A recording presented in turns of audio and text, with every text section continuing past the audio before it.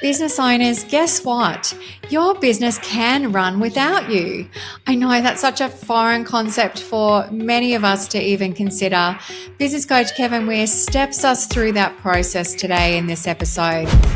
A business is designed to give you more life, not you give the business life. He shares a piece of advice that came from one of his mentors that says, you can never change your mind until you make it up the first time. And he gives lots of concept as to what that means throughout this episode. Kevin, why business coaching for you? Long story, and I'll try to keep it focused. So many years ago, I had a word spoken over to me that I would be a blessing to small business owners in the community I lived. At the time, I was in my master's in business administration course at Washington State University, and I always envisioned I would work in a Fortune 500 company. And so it just didn't fit for me at the time, going, why am I being told that I'm going to be a blessing to small business owners? And I had an objective to work in large corporations. Well, time went on, and I worked in Fortune 500 companies and realized that wasn't for me.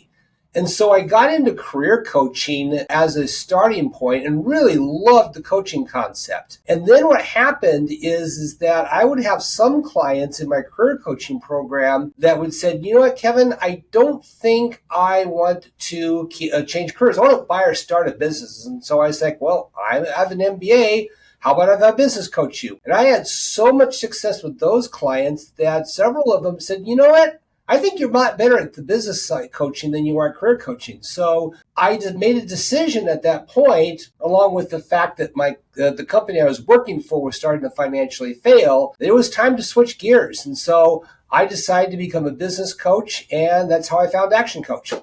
And what do you see most businesses struggle with? I think a lot of businesses struggle, especially the owners themselves, struggle at where they put their time towards. A lot of business owners are working at things that really don't make a difference in their business. They're very good at firefighting. They're very good at getting things done, but they don't think strategically. And part of what I see with this is that when you're not thinking strategically and all you're doing is activities, you're going to eventually burn out, because without that level of growth and without that level of working on more important things in the business instead of just, firefighting all day long, you're not going to last very long in business.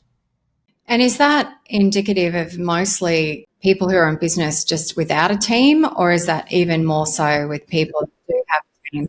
That's even with a team. It was kind of interesting story is that I saw a website today of a business that does roofing, cleaning of roofing. Title on their sort of tagline on their website says, "An owner on site always."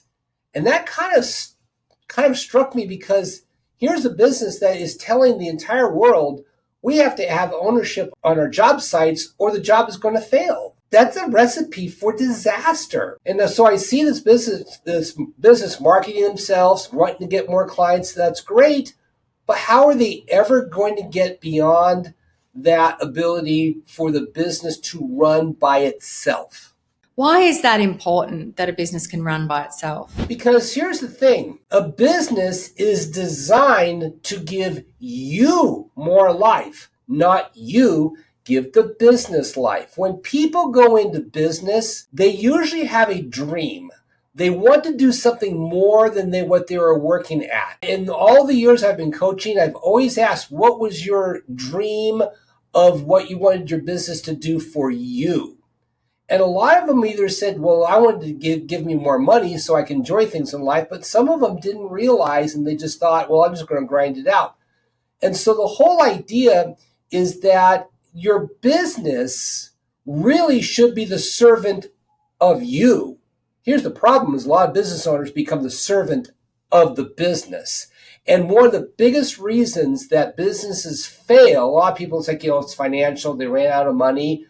But a deeper reason that businesses fail is that the business owner burns out because they can no longer, on their own level of power, sustain the business. And how do they not burn out? Well, how they not burn out is you have to create a structure in the business so that eventually others can run the business for you. You need to be able to, we always talk about scaling businesses up. And some people look at scaling business up and said, well, I don't want to go on like a publicly owned company. And that's not what we're talking about. Scaling the business means that you build systems, processes, hire people, bring them together to work for you so that they can accomplish 10, 20, 50, 100 times more than you can do with your own efforts. Because here's the thing. If everything is your own efforts, I will 100% guarantee that you will burn out because you cannot sustain that level of effort that long to make the business successful on your own efforts. Best mentor or coach for you throughout your career? I would say there's two of them. Number one, Dr. Bernard Haldane. And it's hard to see, but he's a picture of him and me behind me. And Dr. Haldane was the founder of Bernard Haldane Associates, where I started my coaching career. And he was in his late 80s, early 90s. And I would meet with him, and he would just bring an amazing amount of wisdom. Talk to me to things that here I am, I'm a 35-year-old, young adult coaching much older people. And he imparted so much knowledge in me and gave me so much confidence in doing that. And the other person is Brad Sugars. Brad has been an amazing mentor, knowledge source. He's got one of the most practically business-minded. He doesn't sit there with highfalutin ideas, but his ideas are so actionable. It's amazing how you sit there and going, I didn't realize you could do that. And best piece of advice that you've ever received? I have to give this one to Dr. Haldane.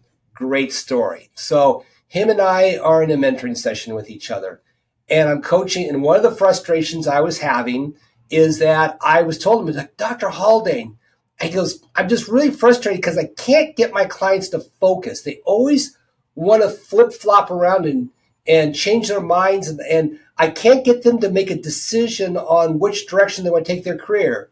And he leans back, and in his kind of his older British accent, he goes, Mr. Weir. And I said, yes, Dr. Haldane? He goes, you can never change your mind until you make it up the first time.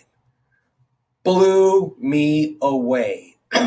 And I use that phrase right there to this day with clients to help them focus, because so many people can't make decisions. And when I give them the old Dr. Haldane adage of you can never change your mind until you make it up the first time, that frees them to be decisive. Hats off to you for committing to your learning by listening to this podcast. And if you'd like some help implementing some of these strategies, then click the link in the description to find your local action coach. They can help you put these strategies into action and take your business and your life to the next level. In the meantime, like and subscribe so that you're the first to get our next episode. We'll see you soon.